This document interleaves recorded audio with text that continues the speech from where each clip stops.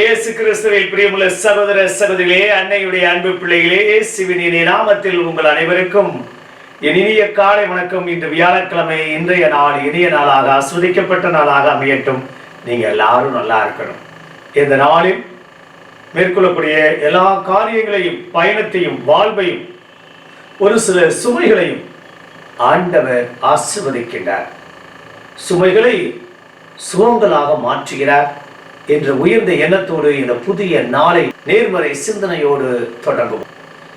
இன்று சுமை சுமந்து சோர்ந்திருப்போர்களே, எல்லோரும் என்னிடம் வாருங்கள், நான் மன தூய்மை உடையவன், என்னிடமிருந்து கற்றுக்கொள்ளுங்கள், என் நுகம் அழுத்தாது என்று ஆண்டவர் இந்த நாளிலே அருமையான விதத்தில் வலுவற்ற நம்மை வலுவுள்ளவர்களாகவும், பலவீனம் கொண்டவர்களை பலப்படுத்தவும், ஆற்றல் இழந்தவர்களுக்கு ஆற்றல் கொடுக்கவும், சக்தியாக, அரணாக, கோட்டையாக நான் உங்களோடு இருக்கின்றேன், கவலைப்படாதீர்கள் என்று இந்த நாளுடைய நற்செய்தியின் வழியாக ஆண்டவர் பெரிய பெரிய சுமையோடும், வேதனையோடும், வருத்தத்தோடும், கவலையோடும், கண்ணீரோடும், வியாதியோடும், மனபாரத்தோடும், கடன் சுமையோடும்,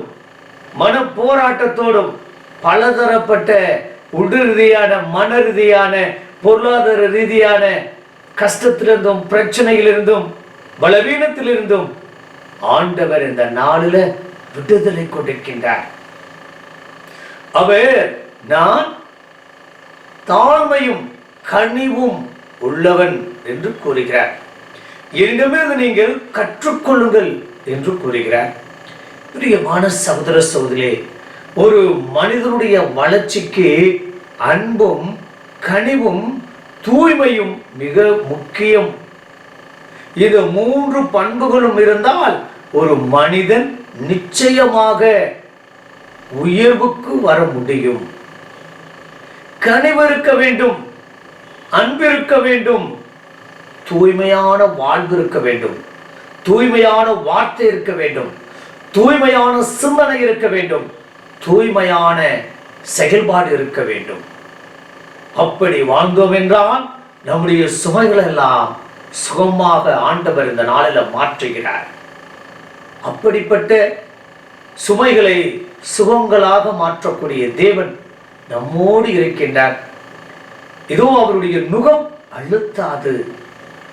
ஏனென்றால் நாம் மனத்தாழ்மையும் கனிவும் இருந்தது என்றால் நமக்கு எந்த ஒரு சுமையும் சுமையாக இருக்காது, சுமையாக தெரியாது. அது எவ்வளவு பெரிய பாரமாக இருந்தால் கூட பாரம் தெரியாத நிலையில் ஆண்டவர் நம்மை உயர்த்துகிறார், ஆசீர்வதிக்கின்றார் என்ற நம்பிக்கையோடு இந்த நாளில் நம்முடைய சுமை என்ன?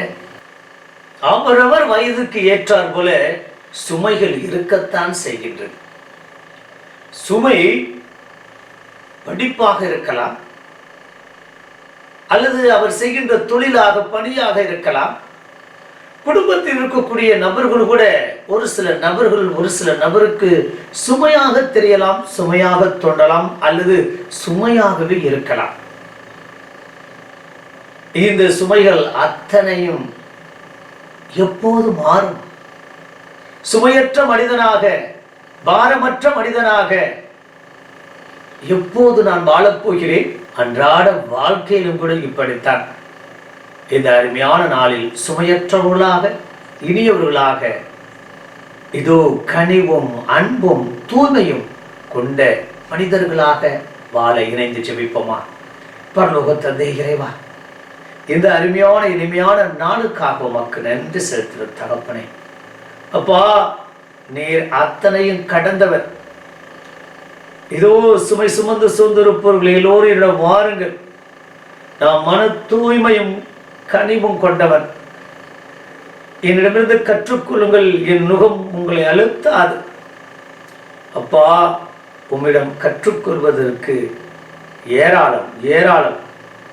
இன்று மனத்தாழ்மையும் கனிவும் கொண்டவர்களாக வாழ கிருபை தரும்படியாக எங்களுடைய அன்றாட சுமைகளை எல்லாம் சுகமாக மாற்ற கிருபை தரும்படி இதோ எங்கள் குடும்பத்தில் ஒரு சில நபர்கள், ஒரு சில காரியங்கள், ஒரு சில நிகழ்வுகள், ஒரு சில பொறுப்புகள் எனக்கு பெரிய சுமையா இருக்கு, பாரமா இருக்கு. ஒரு நிம்மதியற்ற வாழ்வு, ஒரு சந்தோஷம் இல்லை, ஒரு சிரிப்பு இல்லை, ஒரு மன நிறைவு இல்லை. அப்பா தகப்பனே தாங்கப்பா, இந்த அருமையான குணநலங்களை தாங்க. நாங்கள் நிறைவுள்ளவர்களாய் உமக்காக என்று வாழ கிருபை தரும்படி எங்கள் ஆண்டவராய் இயேசு கிறிஸ்துவின் நாமத்தில் ஜெபிக்கிறோம் நல்ல பிதாவே, ஆமென்.